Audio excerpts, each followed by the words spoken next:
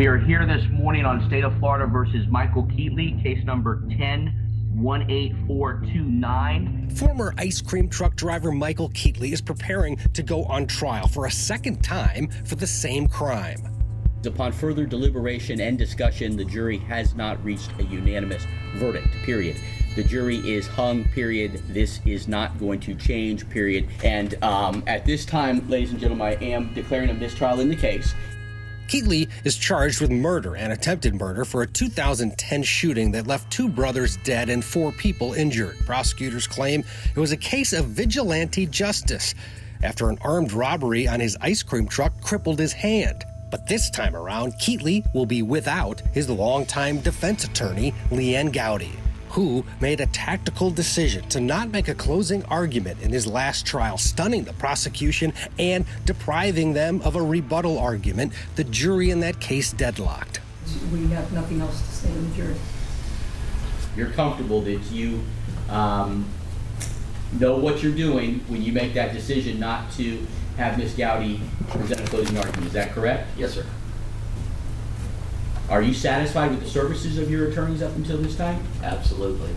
Gowdy stepped away from Keetley's case after the mistrial, saying she only ever committed to 1 trial. Now, she is set to become a circuit court judge. It was very hard watching that file go out of my office. But at the same time, I feel that it went to attorneys that can also do an excellent job for him. But now Keetley's new attorneys from the Public Defender's Office want out, filing a motion claiming a conflict of interest in the case. Keetley, who remains in jail until trial, tried to make his displeasure known to the court, but was shut down, first by his own attorney. Mr. Keetley is entitled to competent counsel under our Constitution, but he is not entitled to the counsel of his choosing. Then by the judge. All right, do you have any opposition to the court allowing Public Defender's Office to withdraw? Yes, I do. Okay, all right, stop right there. But as the hearing came to a close, Keetley insisted on being heard. Yes, Mr. Keetley. What I have a question is that when a public defender's office says, well, you know, there could be a conflict when it goes to a strategy or something. Well, what if you decide, okay, we're going to give it over to regional counsel. Regional counsel looks at the case and says, you know what, we don't agree with some of the strategies set aside by the previous. Well, Mr. Keetley, let me stop you there because I'm very concerned about you are represented and you're represented at this time. I invited you in the beginning for the limited opportunity to see whether you oppose it or not, because it would have been very simple had you not opposed it. No offense to you. I'm not suggesting that you changed your mind or that your mind should have been different in the beginning. But to allow you to speak and ask questions at this time, those are certainly bridges that we'll cross when and if we come to them. Judge Sabella ended up granting the motion, and when Keetley stands trial again, a new team from the Public Defender's Office will face off with prosecutors who believe they have enough evidence to put Keetley away for life. It was a compelling trial, but in the end, the jury was split, and, you got to do it again. But he had a superstar attorney, Leanne Gowdy. She is now off the case.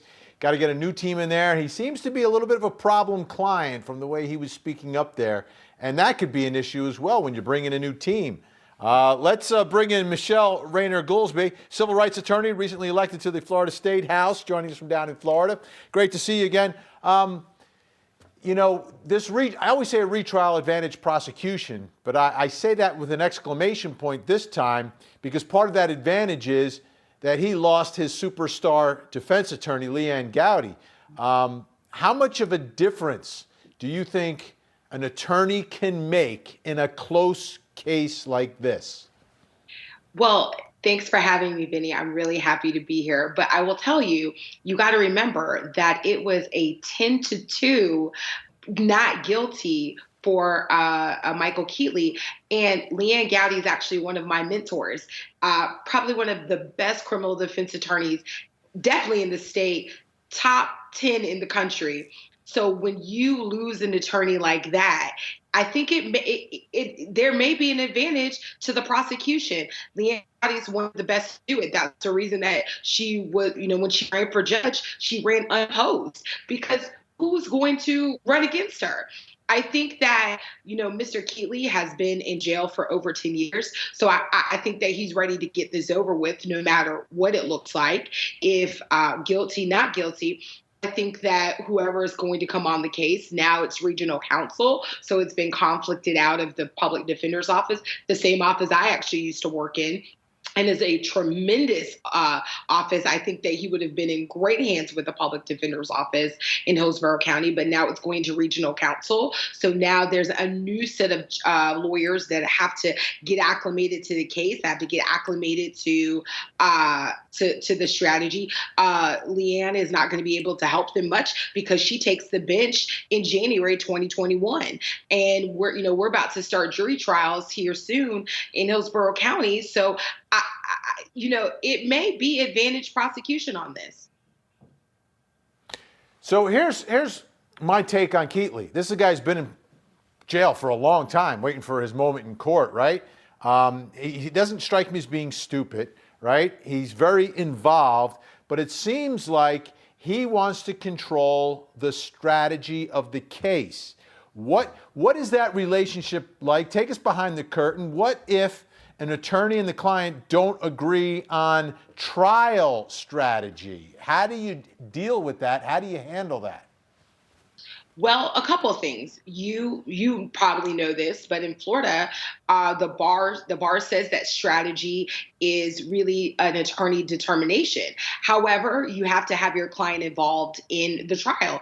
There has to be a semblance of trust. There has to be the parties have to trust one another. And I think what you have with Michael Keetley, that Leanne Gowdy had been on his case for 10 plus years.